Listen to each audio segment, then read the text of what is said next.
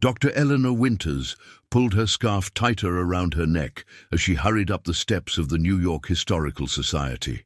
November in New York had always been bitter, but today seemed particularly cruel as the wind whipped between the buildings. At 52, Eleanor had spent the better part of 3 decades diving into the city's past, uncovering forgotten stories and bringing them to light. As the head curator of the Society's photographic archive, she had handled thousands of images, each one a window into a moment long gone. "Morning, Dr. Winters," called Marcus, the security guard, as she swiped her badge. "Nasty out there today." "It certainly is," Eleanor replied, stomping her boots on the mat. "Any packages arrive for the archive?" "Actually, yes. Some courier dropped off a wooden crate about an hour ago. It's waiting in your office." Eleanor's interest piqued. She wasn't expecting any deliveries today. "Did they say who it was from?" Marcus shook his head. "Just said it was important historical material that needed your attention specifically. Left a letter with it." When Eleanor reached her office, she found the crate sitting on her desk. It was old, made of dark wood that had seen better days, with metal clasps that had oxidized to a dull green. A yellowed envelope was taped to the top, her name written in an elegant, antiquated script. She carefully opened the envelope, unfolding the letter inside. "Dr. Winters, I'm writing to you as the executor of the late Professor Howard Blackwood's estate. Among his possessions, we discovered this crate containing photographic plates from the St. Mary's Home for Children, dated 1882. Professor Blackwood spent years researching the history of this institution, but never published his findings. His notes suggest he made a discovery of significant historical importance, though the nature of this discovery remains unclear.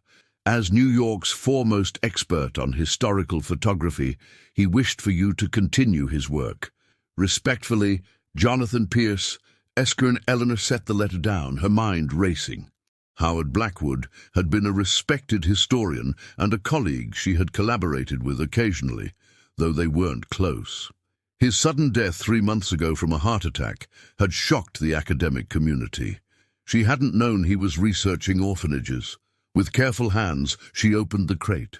Inside were several glass plate negatives, meticulously packed in individual velvet-lined cases, along with a leather-bound journal. The journal's pages were filled with Blackwood's cramped handwriting, detailing his research into St. Mary's Home for Children, an orphanage that had operated in Lower Manhattan from 1852 until a devastating fire in 1890. Eleanor picked up one of the glass plates, holding it to the light. It was remarkably well preserved for its age. She would need to digitize these properly to see the images clearly. Taking the entire crate, she headed to the digitization lab. The lab was empty at this early hour, which suited Eleanor fine. She preferred working alone, especially with fragile materials like these. She carefully placed the first plate onto the specialized scanner, adjusted the settings for maximum resolution, and began the process. As the image slowly materialized on her monitor, Eleanor leaned forward. It was a formal group photograph, the kind commonly taken at institutions in the Victorian era. In the center sat a stern-looking woman in a high-necked black dress, presumably the matron. Flanking her were 2 men in clerical collars. Behind them stood rows of staff members, and in front, arranged by height, were dozens of children.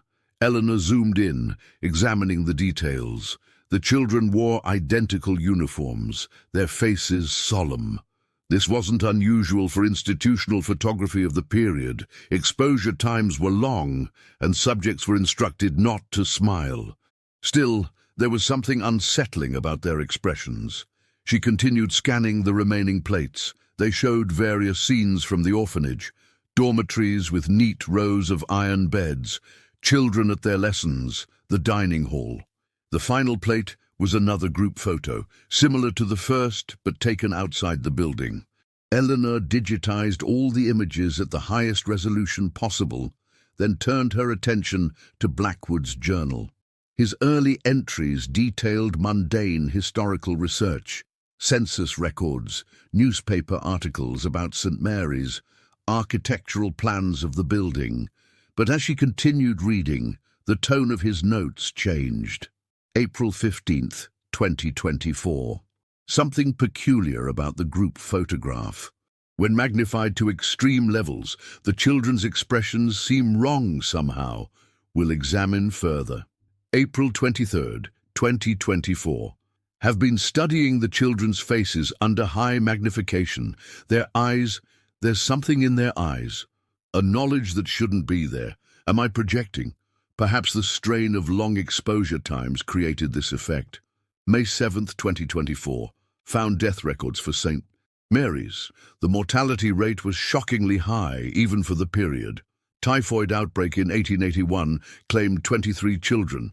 Another 17 died in various incidents between 1881 and 1882. Troubling coincidence, the group photograph is dated just 3 months after the typhoid epidemic.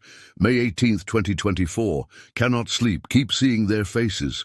Something is very wrong with this photograph. The children in the front row. According to death records, all of them had already died before the date stamped on the photographic plate. How is this possible? Clerical error, misdated photograph.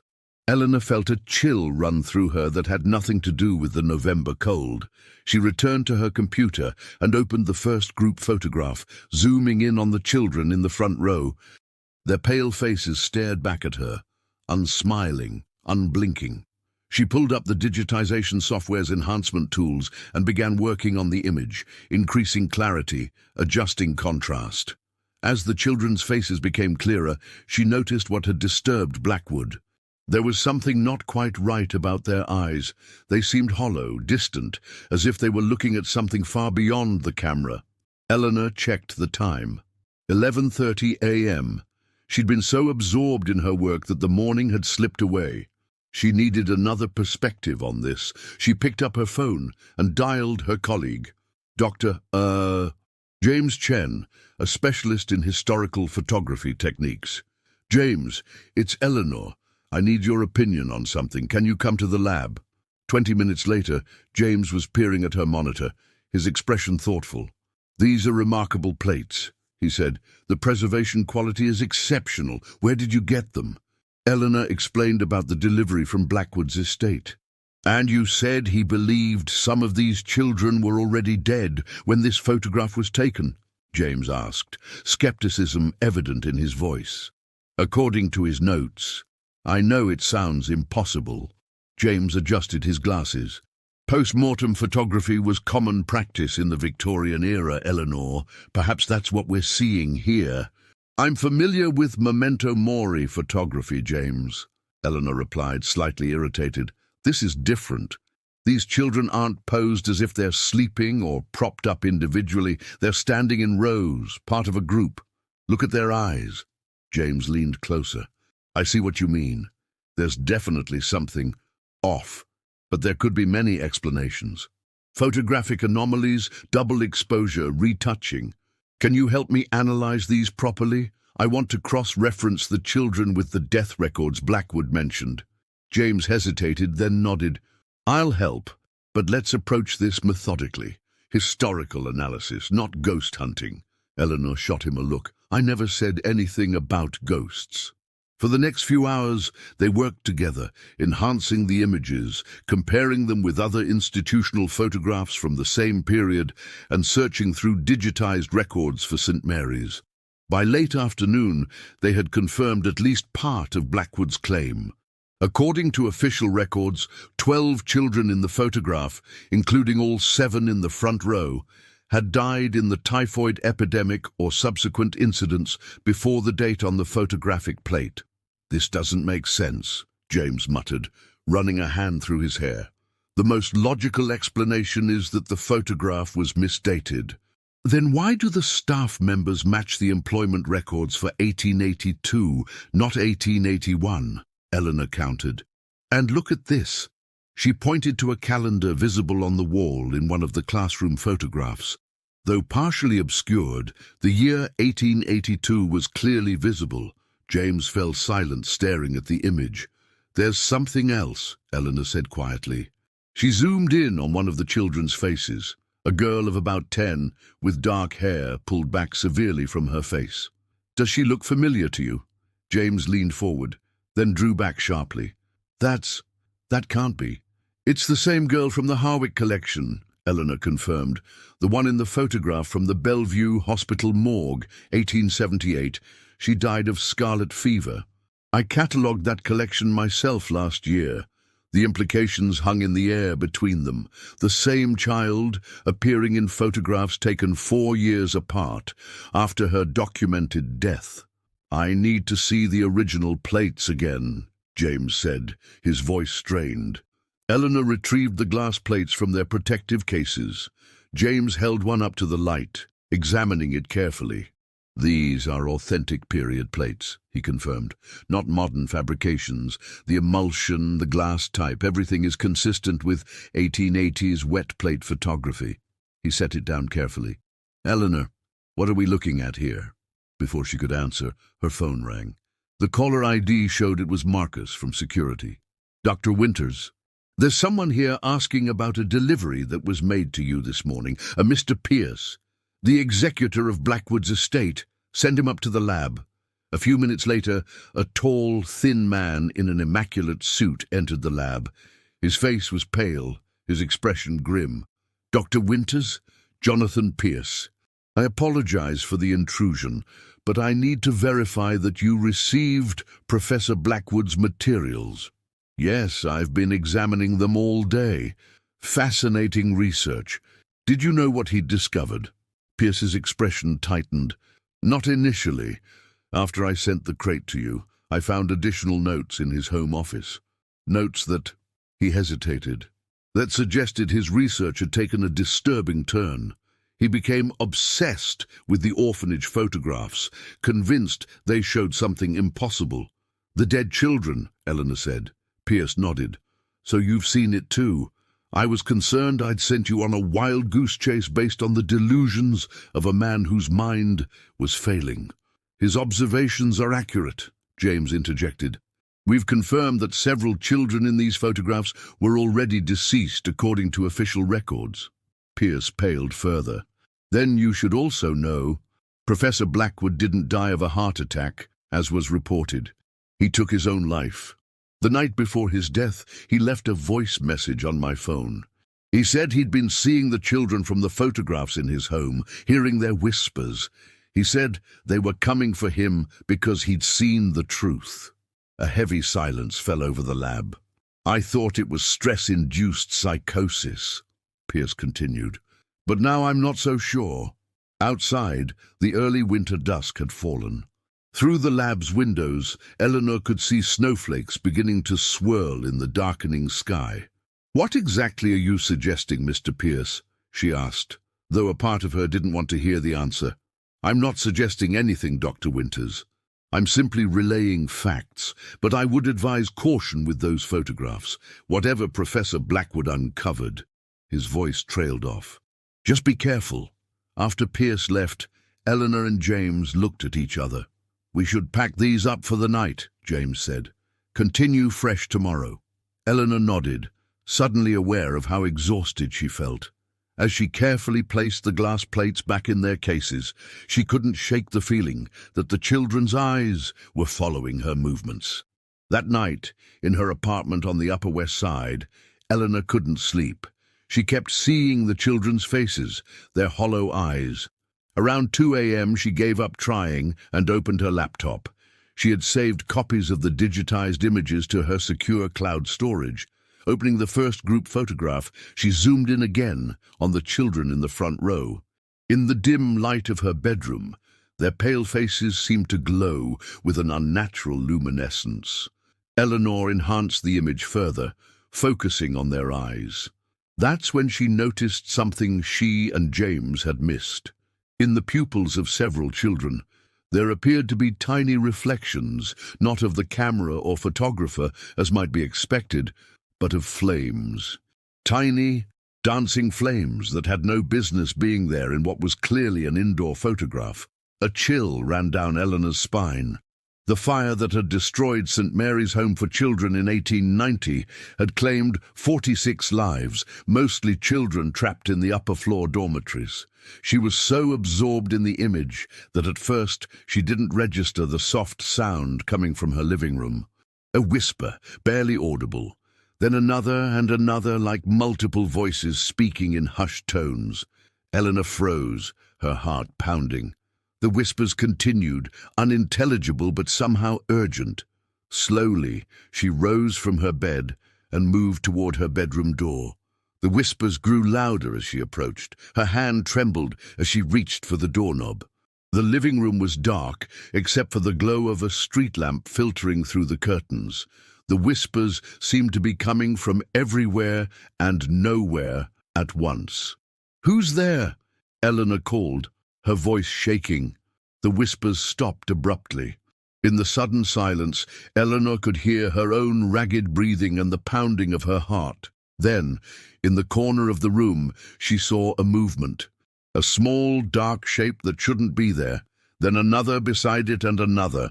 Eleanor fumbled for the light switch, her fingers numb with fear. When the lights came on, the room was empty. But on her coffee table, where nothing had been before, sat a small, tarnished medal. Eleanor approached cautiously and picked it up. It was a saint. Christopher medal, the kind given to children for protection.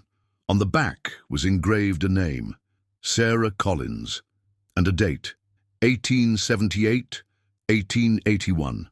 One of the children from the photograph. One of the children who had already been dead when the photograph was taken. Eleanor's phone rang, making her jump. It was James. "Eleanor, thank God you're awake. Something's happening." "I think we need to—" His voice cut off, replaced by a burst of static and what sounded like distant whispers. "James. James." The call disconnected. Eleanor's hands shook as she tried to call him back. No answer. She grabbed her coat and keys, the St. Christopher medal still clutched in her hand. Whatever was happening, she couldn't face it alone in her apartment. Outside, the snow was falling heavily now, muffling the sounds of the city. Eleanor hurried to her car, looking over her shoulder, unable to shake the feeling that she was being followed by small footsteps that left no prints in the fresh snow. Eleanor's car crawled through the snowy streets toward James's brownstone in Brooklyn. The city looked different under the blanket of white, transformed into something quieter, more ancient. The clock on her dashboard read 3:17 a.m. As she drove, Eleanor kept glancing in her rearview mirror, half expecting to see pale faces staring back at her. The saint. Christopher medal sat heavy in her coat pocket, a tangible reminder that what was happening was real, not some historian's overactive imagination. James lived in a converted brownstone in Park Slope. By the time Eleanor arrived, the snow was several inches deep and still falling. She parked as close as she could and made her way to his building, her boots leaving deep imprints in the pristine white. She rang his buzzer repeatedly. No answer. She tried his phone again. Nothing. Just as she was considering her options, the door to the building opened. An elderly woman peered out, wrapped in a bathrobe. "Are you looking for Dr. Chen?" she asked. "Yes, I'm his colleague, Dr. Winters. It's an emergency. He called me, but we got disconnected." The woman's face creased with concern. "I heard a commotion from his apartment about an hour ago. Sounded like things falling. I knocked, but he didn't answer. I was about to call the police." Eleanor's concern deepened.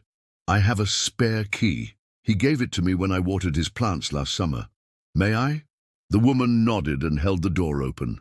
"Second floor, end of the hall. I hope he's all right." Eleanor climbed the stairs, her sense of dread growing with each step. The hallway was dimly lit, shadows gathering in the corners. When she reached James's door, she paused, listening. Silence. She knocked firmly. "James? It's Eleanor. Are you in there?" No response. She inserted the key and turned it, pushing the door open slowly. "James!" The apartment was dark except for the blue glow of a computer monitor in the study. Eleanor fumbled for a light switch, flooding the living room with harsh fluorescent light. Everything looked normal at first glance.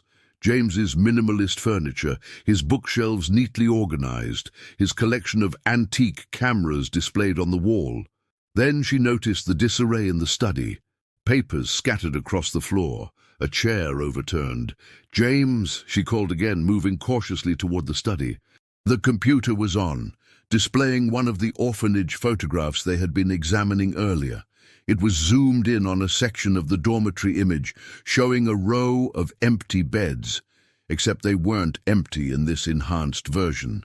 Each bed contained the faint, translucent outline of a child, their forms barely visible, like double exposures. Eleanor stared at the screen, her blood running cold. She had examined this exact image just hours ago, and there had been no children in the beds.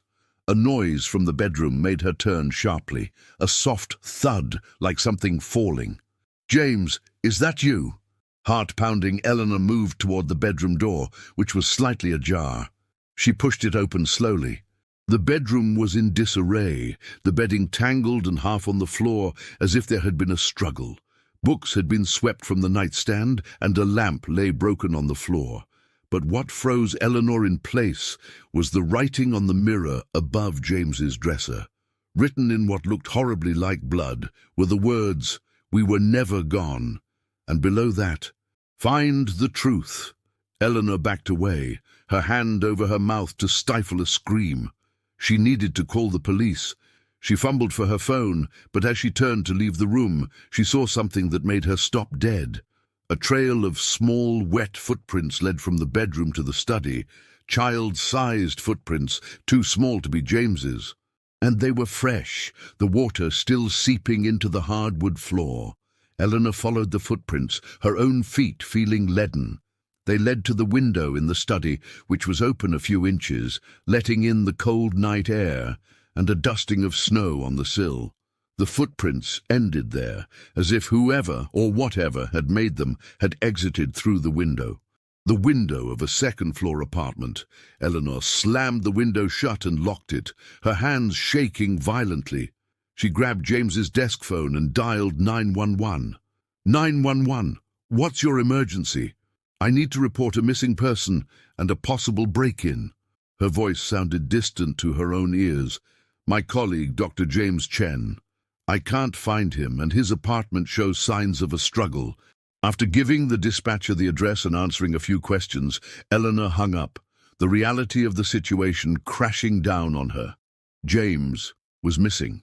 The children from the photographs, children who had died over 140 years ago, had somehow manifested in the physical world, and they had taken James. As she waited for the police, Eleanor forced herself to think rationally. She was a historian, trained to analyze evidence and draw logical conclusions.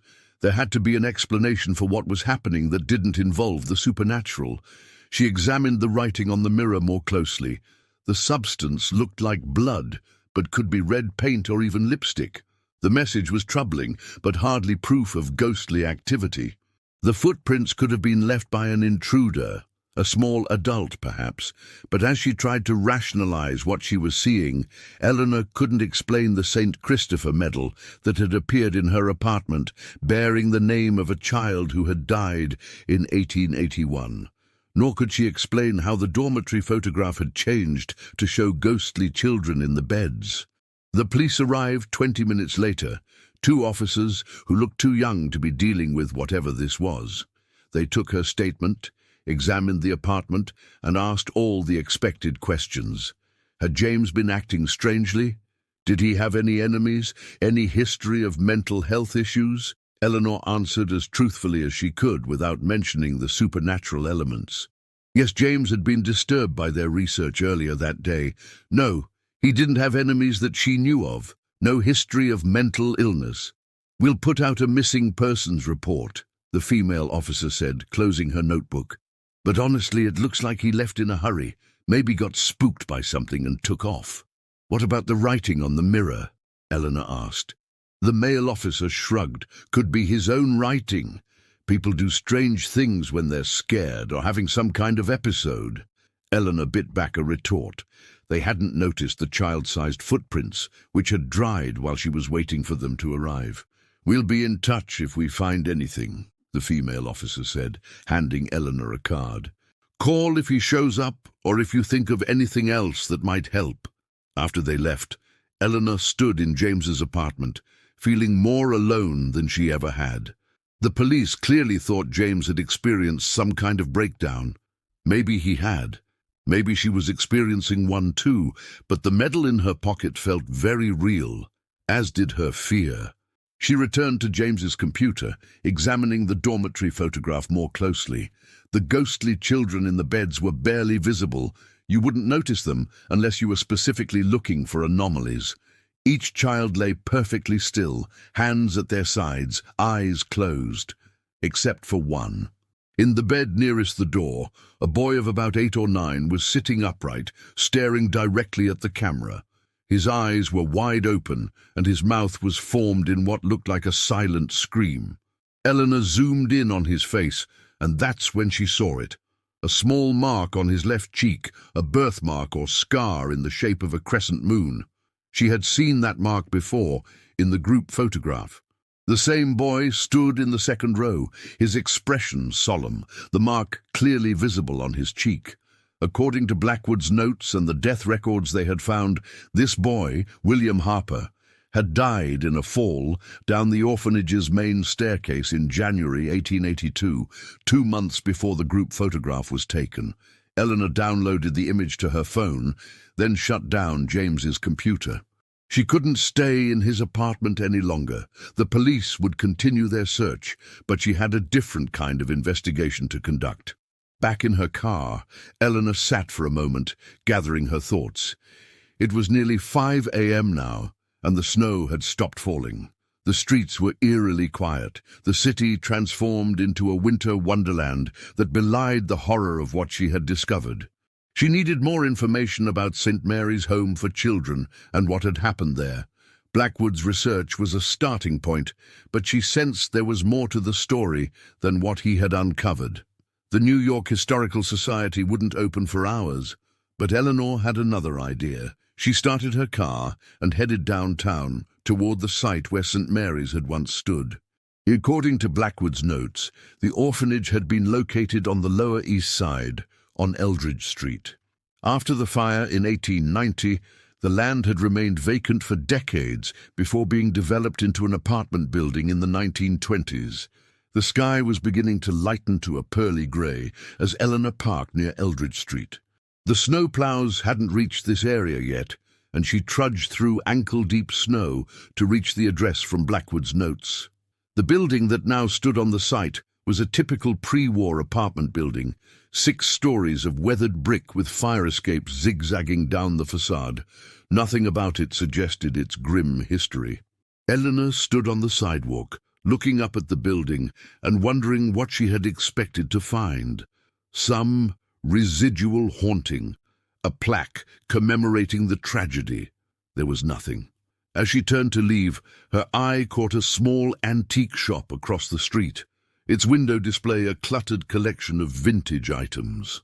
What drew her attention was a faded photograph prominently displayed in the window, a group of children standing in front of what looked like an institutional building. Heart racing, Eleanor crossed the street. The shop was closed, of course, but through the window she could see the photograph more clearly. It wasn't the same as the ones she had been studying, but it was undeniably St.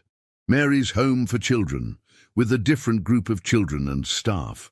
A sign taped to the door indicated the shop opened at 10 a.m. Eleanor checked her watch, just after 6 a.m. She had hours to wait, but this was too important to ignore. She found a nearby coffee shop that was just opening, ordered a large coffee, and settled in to wait, her mind racing with questions. As she sat, Eleanor pulled out her phone and began searching for more information about St. Mary's. Most of what she found online matched what she already knew from Blackwood's research. Founded in 1852, operated until the fire in 1890, high mortality rate, even by Victorian standards. But then she found something Blackwood hadn't mentioned, a series of newspaper articles from 1885, 1889 about investigations into the orphanage's practices. Allegations of abuse, neglect, and misappropriation of funds had been leveled against the institution's administrators. The matron, Mrs. Agatha Pruitt, and the head of the board, Reverend Thomas Blackwood, had been the primary targets of the investigation. Eleanor nearly dropped her phone.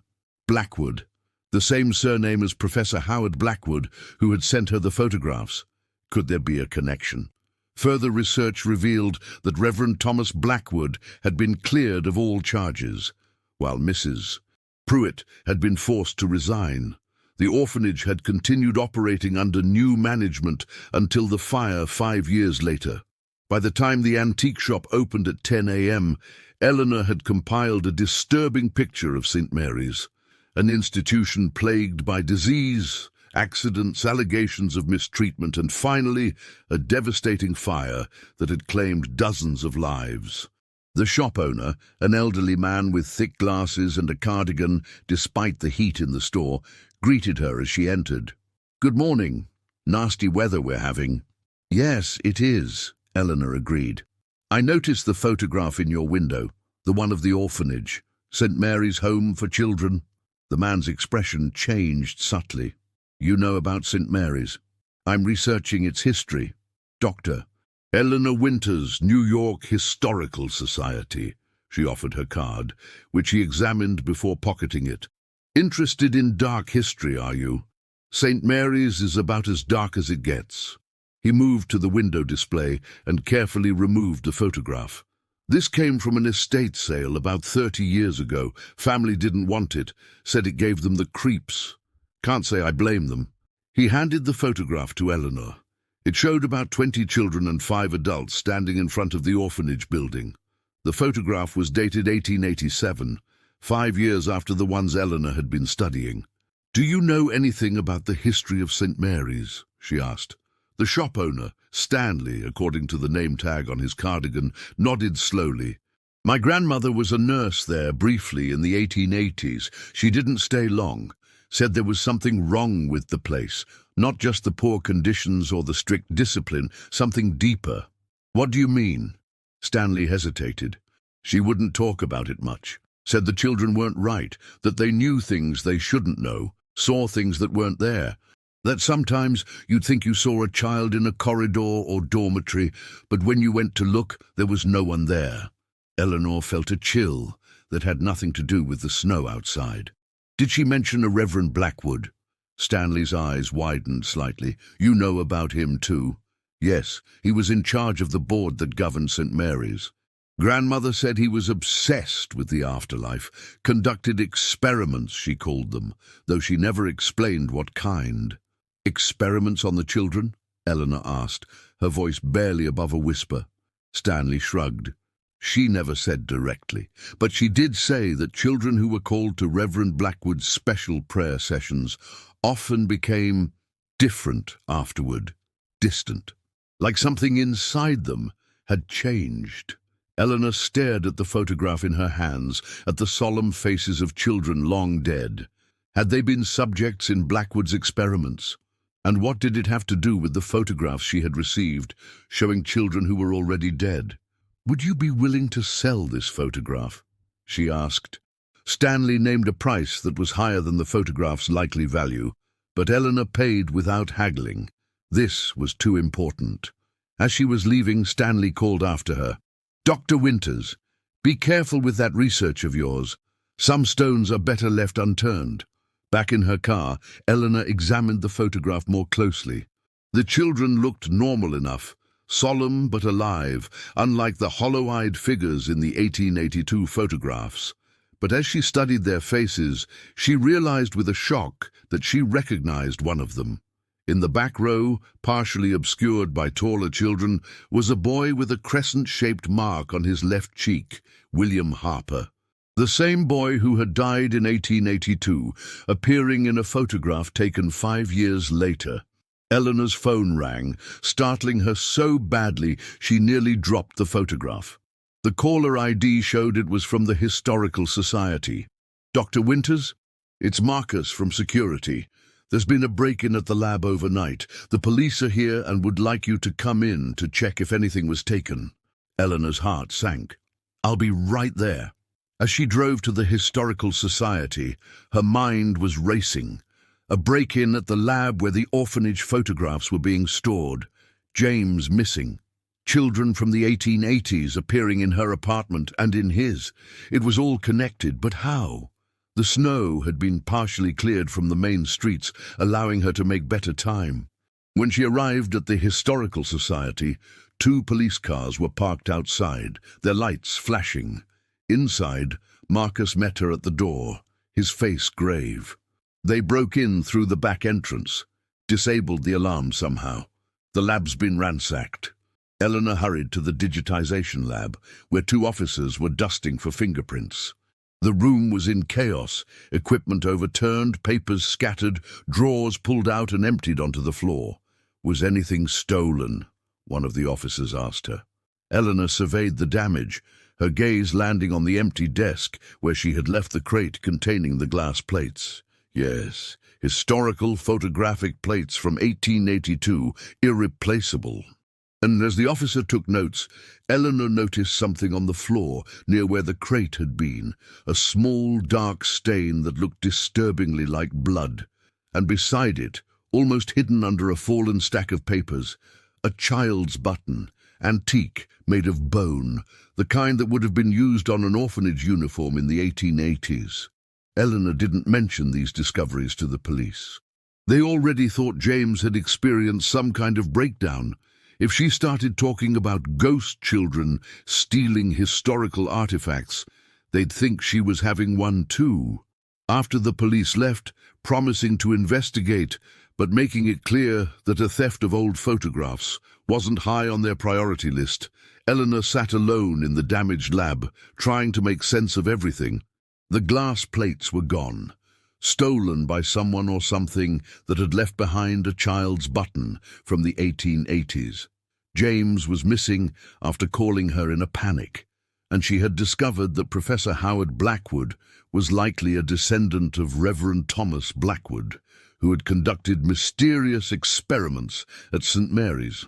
Her phone pinged with a text message from an unknown number. Where dead children walk, the truth lies buried. Midnight. The old cemetery behind where St. Mary's stood. Come alone if you want to find your friend. Eleanor stared at the message, her hands trembling. It had to be connected to James's disappearance. But who had sent it? And was she really considering meeting an anonymous texter in a cemetery at midnight? Yes, she realized, she was. Because whatever was happening went beyond normal explanation. A normal caution wouldn't help her find James or understand the truth about the orphanage photographs. Eleanor spent the rest of the day researching Reverend Thomas Blackwood and his connection to Professor Howard Blackwood. Library records confirmed they were indeed related. Thomas was Howard's great-great-grandfather. Further digging revealed that Thomas Blackwood had been interested in spiritualism, a popular movement in the late 19th century that focused on communicating with the dead. But unlike many spiritualists of his time, who were often charlatans exploiting the grief of others, Reverend Blackwood had approached the subject with scientific rigor. He had written several pamphlets on what he called the thin veil between worlds, and how it might be penetrated under the right conditions. The most disturbing document Eleanor found was a private journal of Reverend Blackwood's, digitized as part of a collection on Victorian spiritualism. In it, he detailed his belief that children were more sensitive to the spirit world than adults, their souls not yet firmly anchored to their mortal forms.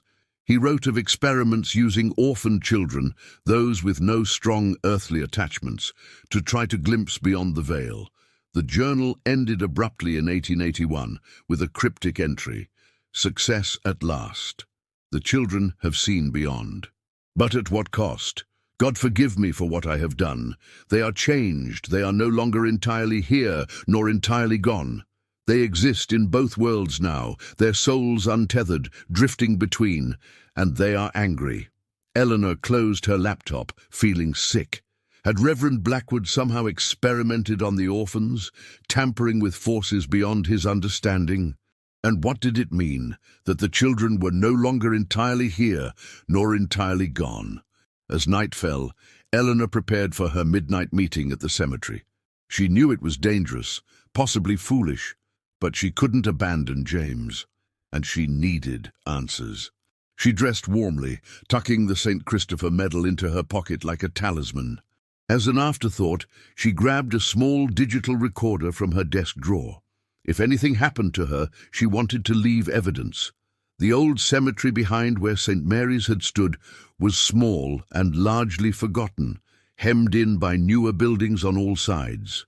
It had stopped accepting new burials in the early 1900s, and now sat neglected, many of its headstones crumbling or tilting at odd angles.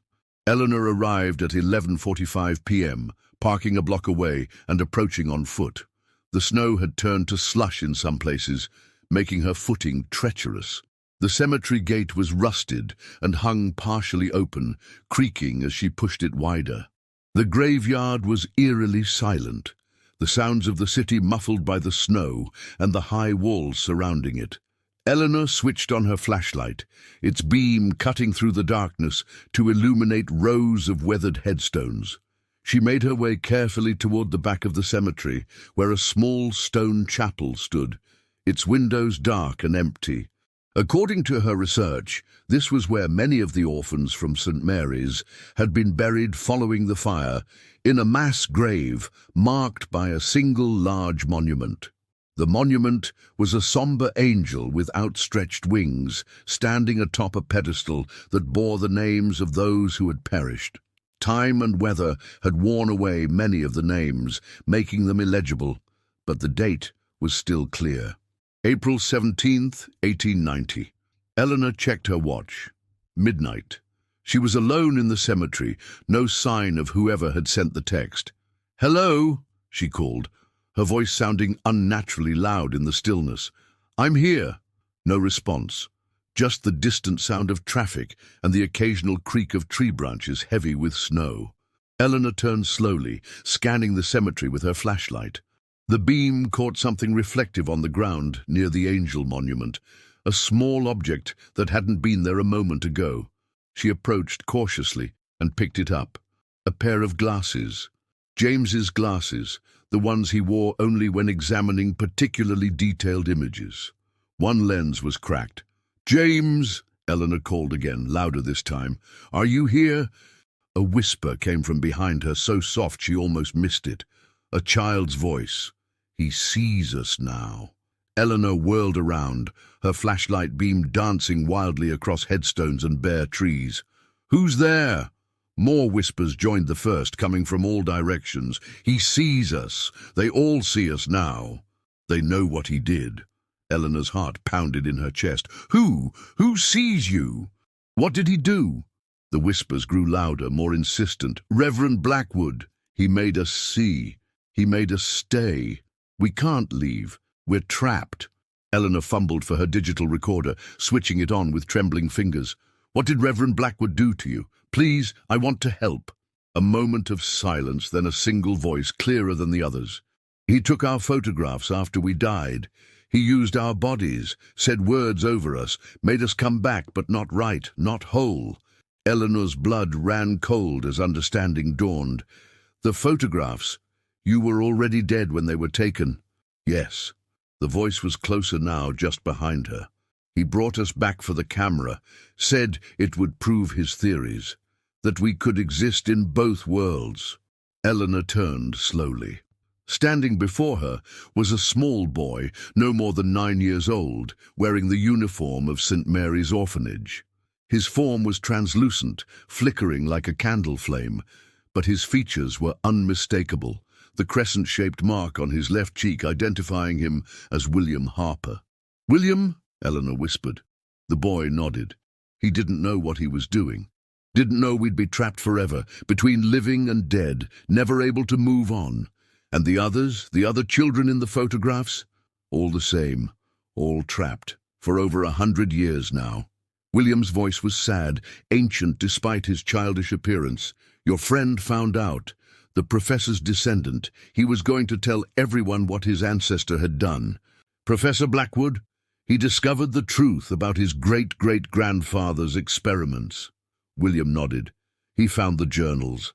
The real ones, not the public ones, where Reverend Blackwood wrote everything about using the newly dead orphans for his experiments, about the special chemicals he added to the photographic process to capture the soul as well as the image. And that's why Professor Blackwood killed himself? Because he discovered what his ancestor had done. Partly. William's form flickered, growing fainter. Partly because we wouldn't let him destroy the evidence. We need someone to know the truth, to help us. What about James, my colleague? Where is he? William's expression turned sorrowful. He wanted to destroy the plates too. He said it was too dangerous, said no one would believe anyway. A chill ran through Eleanor that had nothing to do with the winter night. What did you do to him, William? Not me. The others. The angry ones. They took him to where it all began. Where we died. The orphanage. But it's gone. It burned down. Not all of it. William was fading now, his voice becoming harder to hear. The basement survived. Sealed up when they built the new building. That's where he did his worst work, where the darkest secrets are buried. Eleanor stepped forward, desperate to keep the boy from disappearing completely. How do I find it? How do I help you? William's form was now barely visible, just a shimmer in the darkness. The building on Eldridge Street, apartment 1A. The old entrance is behind the wall in the bedroom closet. Find the journals, destroy them and the plates together. It's the only way to set us free. Wait, Eleanor called. What about James? Is he still alive? But William was gone, leaving Eleanor alone in the cemetery with only her flashlight and the digital recorder as evidence that the encounter had been real. She played back the recording with shaking hands. To her horror, though she could hear her own voice clearly asking questions, the responses were nothing but static and distorted sounds. No recognizable words, certainly no child's voice explaining the terrible truth about Reverend Blackwood's experiments. Eleanor pocketed the recorder anyway. Even if it hadn't captured William's voice, it had recorded her questions, which outlined what she had learned. She looked down at James's broken glasses in her hand. He was being held somewhere beneath the building on Eldridge Street, in a sealed basement that had once been part of St. Mary's orphanage. And according to William, he was still alive. Eleanor hurried back to her car, her mind racing. She needed to get to that apartment building, find the sealed basement, and rescue James. But how would she gain access to apartment 1A in the middle of the night? As she drove back toward Eldridge Street, Eleanor called James's phone again, hoping against hope that he might answer. To her shock, someone did pick up on the third ring. Hello? James, is that you? No verbal response came, but she could hear breathing on the other end, along with what sounded like faint crying in the background. James, if you can hear me, I'm coming for you. I know where you are. Just hold on. The line went dead. Eleanor parked near the apartment building on Eldridge Street, her determination overriding her fear. It was nearly 1 a.m. now, and the street was deserted, the snow giving everything an otherworldly quality. The building's front door was locked with an intercom system for visitors to contact residents. Eleanor examined the panel looking for apartment 1A. There it was, no name listed, just the apartment number. She pressed the button, not expecting a response at this hour. To her surprise, the door buzzed open almost immediately. Eleanor hesitated before entering. This felt too easy, too convenient. But James was somewhere inside, possibly hurt, definitely in danger. She pushed through the door into a dimly lit lobby. The building was quiet, most residents long since asleep. Apartment 1A was at the end of the hallway on the ground floor. Eleanor approached cautiously, listening for any sound from within. Nothing. She knocked softly. No response. She tried the handle, expecting it to be locked. It wasn't. The door swung open into darkness. "Hello?" Eleanor called quietly, stepping inside. "James? Is anyone here?" She fumbled for a light switch and found one just inside the door. The overhead light flickered on, revealing a small, sparsely furnished apartment that looked as if it hadn't been occupied in years. A layer of dust covered everything, and the air smelled stale. Eleanor moved through the living room into the single bedroom. The closet William had mentioned was against the back wall, a simple sliding door that looked original to the building's 1920s construction. She slid it open, revealing an empty closet with peeling wallpaper.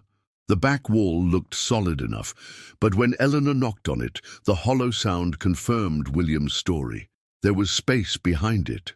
Eleanor examined the wall carefully, looking for any sign of a hidden door or mechanism. At first, she found nothing, but then she noticed a small, tarnished metal plate near the floor, partially hidden by the baseboard. When she pressed it, a section of the wall moved slightly, revealing a thin gap. Eleanor wedged her fingers into the gap and pulled. With a grinding sound of wood against wood, a section of the wall swung outward, revealing a dark passage beyond and a set of stone stairs leading down. The air that wafted up from the opening was cold and damp, carrying the smell of old stone and something else, something chemical and unpleasant. Eleanor took out her flashlight and shined it into the darkness. The beam illuminated rough stone walls and worn steps descending into blackness. This had to be the entrance to the St. Mary's basement that had survived the fire. "James!" she called down into the darkness. "Are you down there?" Her voice echoed back to her, but there was no response. Eleanor hesitated at the top of the stairs. Everything in her screamed that descending into that darkness was a terrible idea. But James was down there somewhere, and so were the answers she sought. Taking a deep breath, Eleanor began to descend the stairs, her flashlight beam bouncing off the stone walls. The temperature dropped noticeably with each step, and the smell grew stronger, a mixture of chemicals that she recognized from her work with historical photography. Developing solutions, fixatives. At the bottom of the stairs, she found herself in a long corridor with several doors leading off it. The walls were blackened in places, evidence of the fire that had destroyed the building above. But the basement level had survived relatively intact, preserved like a tomb beneath the modern city. Eleanor tried the first door. It opened into what had clearly been a storage room, now empty except for a few broken shelves. The second door was locked. The third opened into a larger room that made Eleanor gasp. It was a photographic studio, complete with cameras, backdrops, and developing equipment, all antique, all preserved as if frozen in time. In the center of the room stood a large wooden chair with straps attached to the arms and legs. Restraints. Eleanor's flashlight beam swept across the walls, which were covered with photographs, hundreds of them, showing children in various poses. Some looked alive, others were clearly post-mortem photographs. The dead children posed as if sleeping, but the most disturbing were those that seemed to be something in between. Children who appeared neither fully alive nor fully dead, their eyes open but vacant, their postures unnaturally stiff. On a large table in the center of the room lay an open journal, its pages yellowed with age. Beside it were the glass plates from the Historical Society, carefully arranged in a circle, and in the center of that circle lay a small, bloody knife. Eleanor approached the table cautiously, shining her flashlight on the open journal. The handwriting was cramped and urgent, the words of a man in the grip of either madness or terrible clarity. November 15th, 1881. The process works. By exposing the recently deceased to the specially prepared chemical solution before the photographic procedure, I have succeeded in creating a permanent link between the soul and the image. The children appear in the photographs as if still alive, and yet their physical forms lie cold in the morgue. What's more, their spirits remain tethered to this world, visible to those who know how to look. I have glimpsed beyond the veil and pulled back what lies there. God help me, what have I done? Eleanor turned the page, her hands trembling. December 3rd, 1881. The children are growing restless. They appear at night, whispering, watching. They are angry. They know they should have moved on, but my process has trapped them here. I try to explain that this is for the advancement of science, of spiritual understanding, but they do not understand. They want release. January 17th, 1882. More children have succumbed to illness. I have immediately prepared them for the process. The photographs show remarkable clarity. The boundary between worlds has never been so thin, but the consequences grow more severe. The living children can see the dead ones now. They speak to them. Some have begun to waste away, as if the dead are drawing them to the other side. Eleanor continued reading, horror mounting with each page. Reverend Blackwood had been using the orphans as subjects in his twisted experiments, photographing them after death using his special chemical process that somehow bound their souls to the physical world. And when living children began to sicken and die in unusual numbers, he used them too, building his grotesque collection of the trapped dead. The final entry, dated just before the fire in 1890, was the most disturbing. April 15th, 1890. They are coming for me. The children say they have found a way to break free, but at great cost. They whisper of fire and release. I have hidden my journals and the most important plates in the special compartment behind the developing room.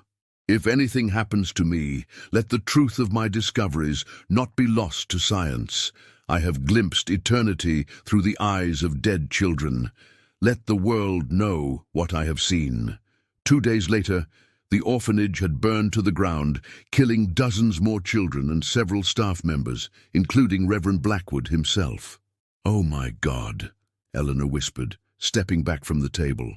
Reverend Blackwood hadn't just been documenting death or engaging in the common Victorian practice of post-mortem photography. He had been actively binding children's souls to the physical world, trapping them in a half-existence that had lasted for over 140 years. A noise from beyond the photography room made Eleanor turn sharply, raising her flashlight. "James, is that you?" She followed the sound to a door at the back of the room, partially hidden behind one of the backdrops. It opened onto another staircase leading even deeper beneath the building. At the bottom, Eleanor found herself in what could only be described as a small morgue. Stone slabs lined the walls, sized for children's bodies. Ancient-looking equipment sat on metal tables, syringes, bottles of chemicals, surgical tools. And on one of the slabs, bound with rope, lay James.